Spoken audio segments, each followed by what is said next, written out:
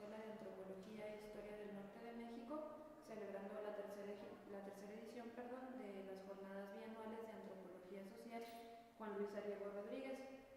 Nos encontramos en este momento con la doctora Nacheli Ruiz, quien es etnóloga por la Escuela Nacional de Antropología e Historia.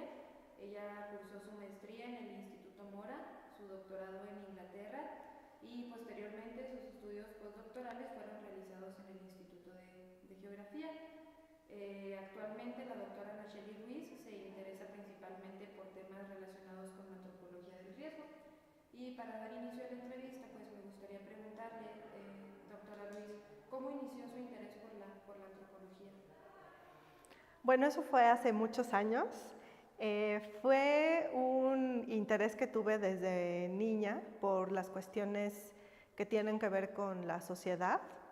Mi abuela en su momento estudió antropología, nunca terminó la carrera, pero mi abuela al estudiar antropología y al ser maestra normalista siempre estuvo muy interesada en influir en la sociedad y en cambiar la sociedad en su tiempo, en su época, y creo que eso me lo pasó desde edad muy temprana.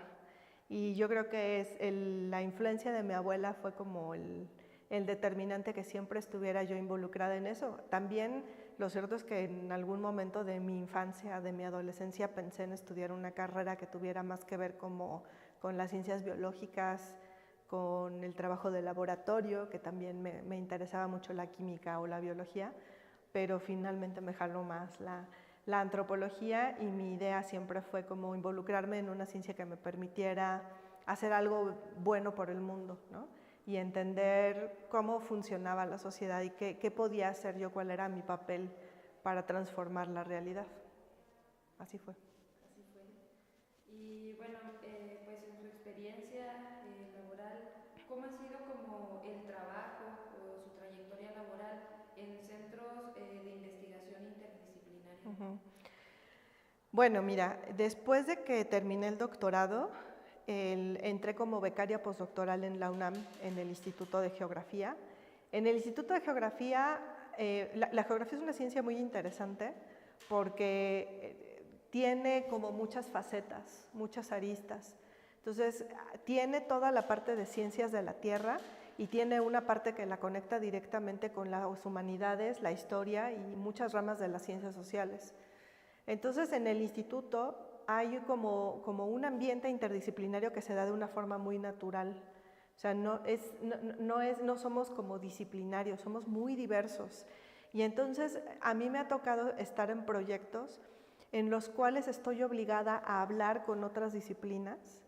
Y entonces, por ejemplo, en los proyectos donde yo he estado, he trabajado con gente como geofísicos, he trabajado con ecólogos, he trabajado con economistas, he trabajado con sociólogos, o sea, como que me ha tocado resolver problemas de investigación con gente que es muy diversa. Y eso finalmente pues sí te ayuda como a tener otra visión y a salirte de tu área de confort.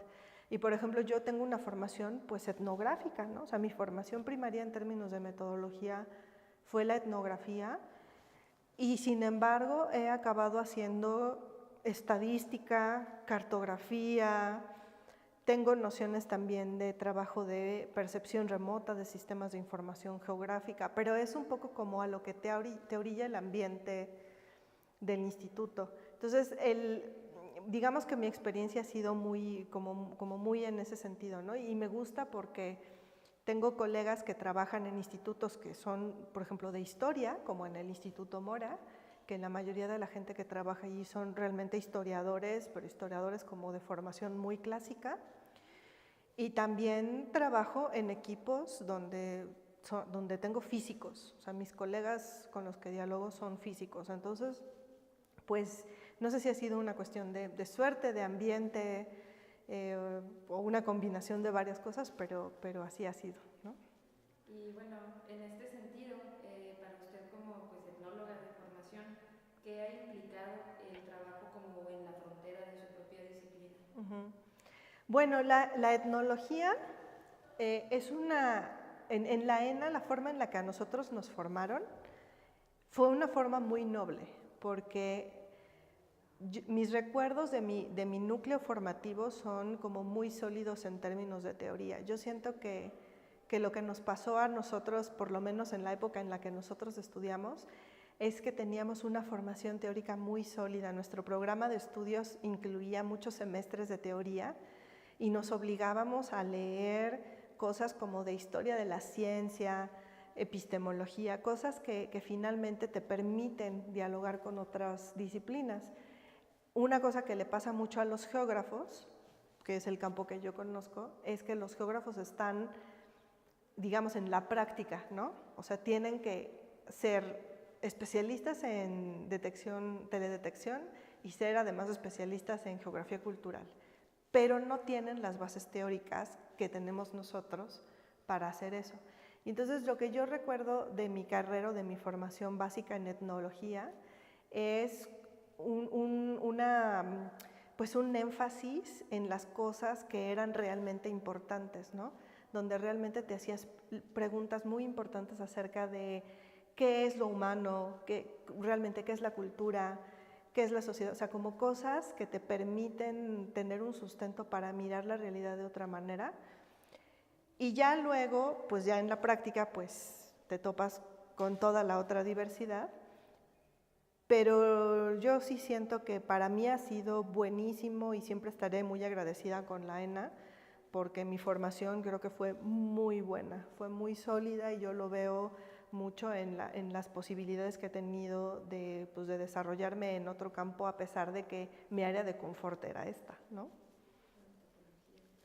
Y bueno, considerando como sus temas de interés, esto de la antropología del riesgo, ¿qué opinas sobre la reacción de la población mexicana ante el sismo del pasado mes de septiembre? Bueno, ahí podríamos dividir la respuesta como en varias capas, ¿no? Es muy obvio que la sociedad reacciona en situaciones de desastre tratando de cubrir un vacío en las reglas y en las estructuras sociales que no se cubren con quienes deberían hacerlo, que son los gobiernos locales, ¿no? Y entonces la propia gente se autoorganiza y también otras personas que no han sido afectadas se organizan para generar apoyos. Sin embargo, como mencionaba yo hace rato, el área de antropología del riesgo y la antropología de los desastres son distintas. Digamos que coexisten, se tocan, pero los desastres son momentos muy específicos del tiempo donde hay como una reorganización muy rápida, donde tienes que reaccionar y donde tienes que entender reacciones de la gente de una forma muy aguda, ¿no? muy rápida. Y la antropología de los desastres estudia como las condiciones en las cuales se gestan esos desastres y luego qué ocurre en los meses y años posteriores a un momento de desastre. Entonces lo que yo te podría decir es que la reacción inmediata es buena, las reacciones inmediatas en las situaciones de desastre en el caso de México siempre han sido buenas en el sentido de que se muestran muchos valores de solidaridad, por ejemplo, pero lo que nos dice en el largo plazo la forma en la que se han generado estos desastres es que también hay valores y hay situaciones de construcción cultural del riesgo que tenemos que ver y que tenemos que atender y que nos hacen personas sumamente vulnerables. El concepto correcto es el de vulnerabilidad. La construcción de la vulnerabilidad no es rápida, no es inmediata, o sea, viene de muchos años atrás. Y en el caso, por ejemplo, de Oaxaca, de Chiapas, de Morelos, de la Ciudad de México, lo que nosotros vemos son condiciones de vulnerabilidad que de hecho se encarnan o se basan en la cultura de las propias comunidades, tanto urbanas como rurales, y que son cosas que los antropólogos deberíamos de ver y deberíamos de cambiar, porque si no las cambiamos nos van a tener permanentemente en un ciclo de construcción de desastres, ¿no? Y de repetición de nuestras condiciones de vulnerabilidad. Entonces una de las cosas que sería muy bueno ver es, por ejemplo, qué cosas de nuestra organización social y política en las cuales deberíamos intervenir como antropólogos para cambiar, o sea, realmente hacia dónde tendríamos que estar orientando esas investigaciones, porque los desastres finalmente acaban rápido en el sentido temporal, son muy dramáticos, son muy duros, pero los desastres no duran para siempre, son situaciones en las que nos reorganizamos digamos, en cuestión de meses, pero la antropología del riesgo tiene que ver las situaciones que pasan a lo largo de muchos años. Y eso es lo que hay que atender como especialistas en la materia, ¿no? Bueno, pues ya para finalizar, al ser este también un espacio dirigido a los estudiantes que estamos en formación, ¿cuáles serían sus palabras precisamente para nosotros que estamos en el proceso de formación académica? Bueno, lo primero es que lean mucho, que lean todo lo que les cae, que lean con avidez y lean de todas las épocas y que lean de todos los enfoques, o sea, que estén abiertos a no casarse con un solo enfoque, que lean mucho y de todo. Esa sería una. 2, que escriban mucho y que escriban en muchos estilos diferentes, que traten de expresar sus ideas y sus hallazgos y sus inquietudes de una forma, digamos, muy desarrollada, ¿no? Que se expresen, que hagan trabajos largos, reflexionados, pero que también aprendan a escribir de forma sintética y formal, porque eso es lo que les va a dar los elementos para comunicarse con otras personas en su ámbito laboral. Y lo tercero es que sean curiosos, porque la base de la disciplina es esta curiosidad de no estar conforme con las respuestas o con las evidencias que de hecho forman parte de otras disciplinas. Para otras disciplinas, los experimentos y las aproximaciones como más formales, a pesar de que sí uno se hace muchas preguntas, una de las reglas es como seguir todos los procedimientos, ¿no? Los antropólogos tenemos como las ciertas libertades en términos de procedimientos. O sea, no tenemos que seguir una sola estrategia. Podemos hacer las cosas de muchas maneras, pero la base de eso es la curiosidad y el hacernos las preguntas relevantes, ¿no? O sea, nunca perder la capacidad de hacerse preguntas sobre lo humano y sobre por qué las cosas no son como uno pensaría que deben de ser. Una cosa que sí he aprendido a lo largo de muchos años es que a veces uno hace los trabajos pensando en responder una pregunta de investigación para darse cuenta al final de muchos años de trabajo que en realidad la pregunta estaba equivocada. Y eso no está mal. Aceptar la propia fragilidad y el propio proceso de crecimiento está muy bien, porque así la siguiente pregunta va a ser mejor.